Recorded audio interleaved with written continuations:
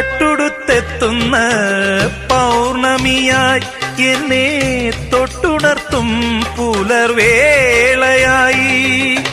മായാത്ത സൗവർണ സന്ധ്യയായി നീ എന്റെ മാറിൽ മാലേയ സുഗന്ധമായി സുസ്മിതേ നീ വന്നു ഞാൻ വിസ്മിതനേത്രനായി നിന്നു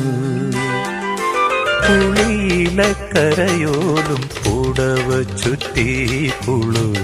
ചന്ദനത്തോടു കുറിച്ചാർത്തി